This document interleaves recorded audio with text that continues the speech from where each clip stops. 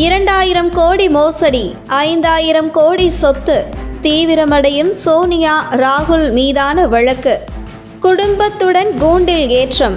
இந்திய வரலாற்றிலேயே மிகப்பெரிய பொருளாதார முறைகேட்டில் ஒன்றாக நேஷனல் ஹெரால்டு வழக்கு அமைந்துள்ளது. இந்திய மக்களின் ஒவ்வொருவரின் பணத்தையும் சுரண்டி எப்படி அவர்கள் தனிப்பட்ட ஒருவரின் கைக்கு கொண்டு சேர்த்தார்கள் என்பதை வெளிச்சம் போட்டு காட்டும் குற்றச்சாட்டுதான் நேஷனல் ஹெரால்டு வழக்கு. கடந்த ஏப்ரல் மாதம் நேஷனல் ஹெரால்டு பண மோசடி வழக்கில் காங்கிரஸ் மூத்த தலைவர்கள் சோனியா காந்தி, ராகுல் காந்தி உள்ளிட்டோர் மீது அமலாக்க இயக்குநரகம் குற்றப்பத்திரிகை தாக்கல் செய்துள்ளது. மேலும் குற்றப்பத்திரிகையில் சோனியா காந்தி, ராகுல் காந்தி உள்ளிட்டோர் மீது 1000 கோடி ரூபாய் ப்ரொசீட்ஸ் ஆஃப் கிரைம் என குறிப்பிட்டு இந்த நிதி சுவடுகளில் சுமார் 5000 கோடி சொத்து அளவிற்கு இணைக்கப்பட்டுள்ளது கண்டறியப்பட்டுள்ளதாக தெரிவித்திருந்தது. கடந்த 1937ஆம் ஆண்டில் நேருவால் தொடங்கப்பட்ட அசோசியேட்டட் ஜேர்னல்ஸ் லிமிடெட் நிறுவனம் என்கிற AJL சார்பில் நேஷனல் ஹெரால்டு பத்திரிகை வெளியிடப்பட்டு வந்தது. இதில் 5000க்கும் மேற்பட்ட சுதந்திர போராட்ட வீரர்கள் பங்குதாரர்களாக இருந்தனர். கடந்த 2008ஆம் ஆண்டு நேஷனல் ஹெரால்டு மூடப்பட்டது. அப்போது காங்கிரஸ் ஆட்சிக்கு AJL நிறுவனம் 90 கோடி ரூபாய் கடன் பட்டிருந்தது. அந்த சூழலில் சோனியா காந்தி, ராகுல் காந்தி உள்ளிட்டோர் பங்குதாரராக உள்ள யங் இந்தியா பிரைவேட் லிமிடெட் நிறுவனம் 50 லட்சம் ரூபாயை செலுத்தி AJL நிறுவனத்தை கையகப்படுத்தியது. மீதமுள்ள 89.50 கோடி ரூபாய் கடனை காங்கிரஸ் ரத்து செய்தது.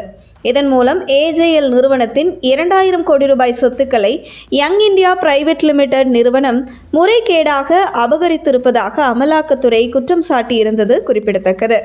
இந்த நிலையில் டெல்லி பாட்டியாலா ஹவுஸ் நீதிமன்றத்தில் கடந்த 2014இல் தொடர்ந்த இந்த வழக்கை அடிப்படையாக வைத்து சட்டவிரோத பண பரிவர்த்தனை தடுப்புச் சட்டத்தின் கீழ் அமலாக்கத்துறையும் CBIயும் 2001ஆம் ஆண்டு வழக்கு பதிவு செய்து விசாரணை நடத்தியது.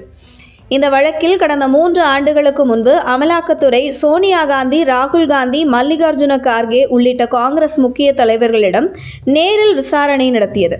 அதைத் தொடர்ந்து கடந்த ஆண்டு நவம்பர் மாதம் அசோசியேட்டட் ஜேர்னல்ஸுக்கு சொந்தமான 661 கோடி ரூபாய் அசையா சொத்துக்களையும் 90 கோடி ரூபாய் பங்குகளையும் அமலாக்கத்துறை பறிமுதல் செய்தது. இந்த விவகாரத்தில் 988 கோடி ரூபாய் மோசடி செய்யப்பட்டிருப்பதாக அமலாக்கத்துறை குற்றம் சாட்டியிருந்தது. இந்த நிலையில் இந்த வழக்கில் புதிய முதல் தகவல் அறிக்கையை டெல்லி காவல்துறையின் பொருளாதார குற்றப்பிரிவு ஞாயிற்றுக்கிழமை பதிவு செய்துள்ளது. அமலாக்கத்துறை அளித்த புகாரின் பேரில் இந்த FIR பதிவு செய்யப்பட்டுள்ளது. இந்த புதிய FIRல் காங்கிரஸ் மூத்த தலைவர்கள் சோனியா காந்தி, ராகுல் காந்தி ஆகியோருடன் மேலும் 6 பேரின் பெயர்கள் இணைக்கப்பட்டுள்ளன. இதற்கிடையில் நேஷனல் ஹெரால்டு பண மோசடி வழக்கில் அமலாக்கத்துறையின் குற்றப்பத்திரிகையை விசாரணைக்கு எடுத்துக்கொள்வது குறித்த முடிவை டெல்லியில் உள்ள ரூஸ் அவென்யூ நீதிமன்றம் மீண்டும் ஒத்திவைத்துள்ளது.